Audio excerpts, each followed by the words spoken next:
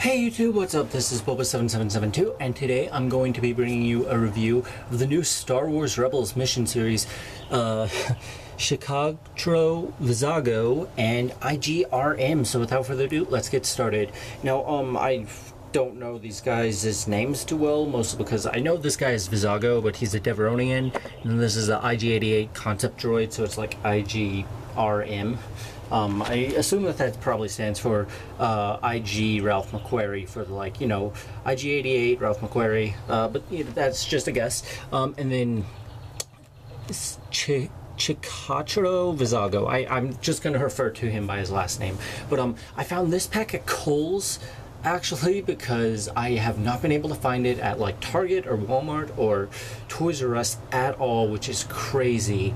So I had to get it at a 50% inflated price, $14.99. They also had the Wicket set, the Bosk set, the Wolfwaro set, and unfortunately no Hera sets.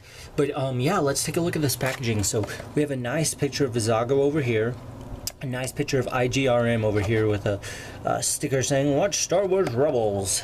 Star Wars Rebels advertisement there. We can see the guys on the back of the packaging. Unfortunately, it's no Sabine either. I would have gotten a second one of that to add articulation to. We see the Wolfwaro pack, the Wicket pack, and the Bosk IG-88 pack. So right here it reads, "The scoundrel Chicago Vizago, often accompanied by his IGRM droid bodyguards, smuggles cargo past the Imperial blockades that surround the planet Lothal." So yeah, pretty cool. We see Vizago with his arms crossed and IGRM with his blaster in his hand. Unfortunately, you cannot cross his arms because these are the 5-point articulated figures. Before I open this, one more thing. Unfortunately, it's taped up here, so I'm sure that a lot of you guys have seen this by now, but yeah, you can see the tape. They had to start taping these because they would just fall out, so it's kind of ridiculous, but they tape both the Mission Series and the Saga Legends. But yeah, let's open these bad boys up and see what they're made of. Alright, so they are out of package now, and turns out they're made of plastic. Who knew, right? So, anyway, this is pretty much a Deveronian and an IG-80, or IGRM, whatever, the concept of IG-88, in 5-point of articulated figures. So the articulation on this guy is his head moves slightly to the left, slightly to the right. Unfortunately, it's not his head that is on the joint, it is his neck, and you cannot move it because his chin is so low. His shoulders go around 360 degrees, both of them, and then his legs go out about that wide. The articulation on this guy absolutely sucks. It's one of the worst so far, but he looks really nice, and he's actually built pretty solid.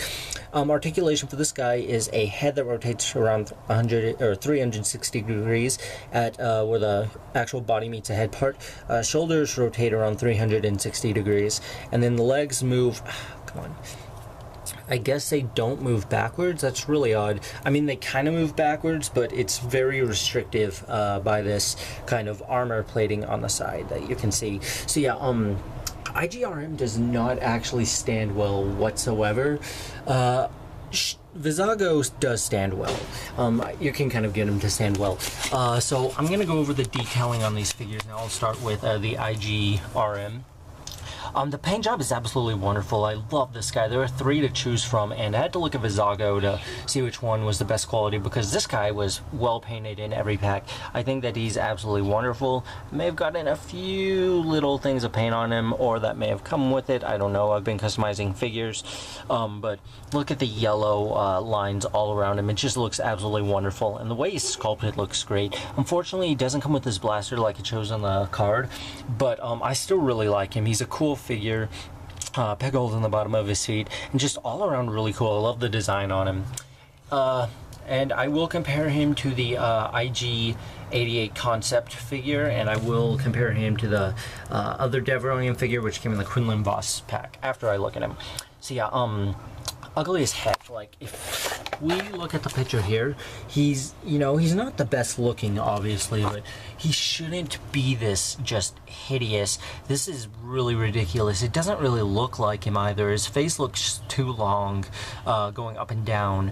It's just it looks really, really bad. He's got like these elf ears, which, you know, are fine, but I don't think that they're supposed to go back this long. They're really long, and he's just like, all in all, his face looks really bad.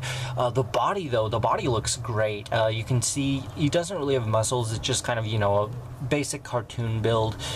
He's got this paint job on him, which is yellow pauldron, or his yellow insignia on top of his gray pauldron, which he has on both sides. He doesn't have the insignia on both sides, but the pauldron on both sides. This kind of gray armor thing. His arms are exposed to show his yellow skin. We see his gloves where his fingers are exposed. And then his legs, like here, I'm glad that they didn't just make it totally blocky, because that would have sucked. And he also comes with a gun, which brings up the question, why the heck does he have a removable gun, but why wouldn't they give Kanan a removable gun from his holster? I get that they're only doing like one accessory for each thing, but that's kind of ridiculous, because Kanan actually uses his gun, and you would actually like to you know, actually get his gun out and have him hold it. But this guy, he never uses this. This is like a plain gold gun that's just really, really ugly to begin with. And it just looks really bad. Nothing else really to say about that. Now let's do a comparison between these. Obviously the articulation is going to be better on the figures that did not come in this pack. But I think that overall, the paint design on this guy is just cooler, or this guy is just cooler in general, just because that's how the character is designed. However, I don't like the figure as much because it can't stand as well. You kind of have to lean him forward to stand. The limited articulation, no weapons, just, it's kind of bad. But they are cool to look at side by side. Now, Vizago, next, I completely forgot this guy's name from the comics, but he wasn't really in Billy, something like that.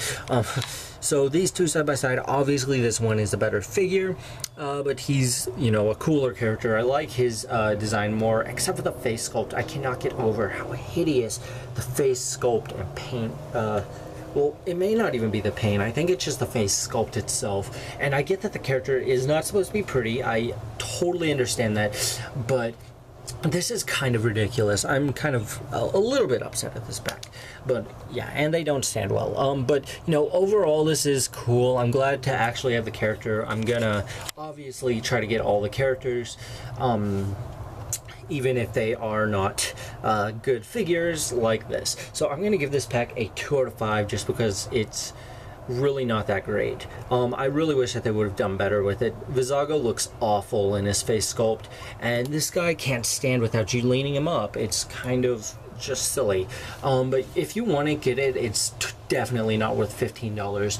Maybe worth $10 if you want the figure, you know, just the character. But if you're like, if you want quality out of these, then this is not the set for you. But yeah, make sure to subscribe to this channel for, you know, future figure reviews, comic reviews, all that awesome stuff. And until next time, may the force be with you. Bye.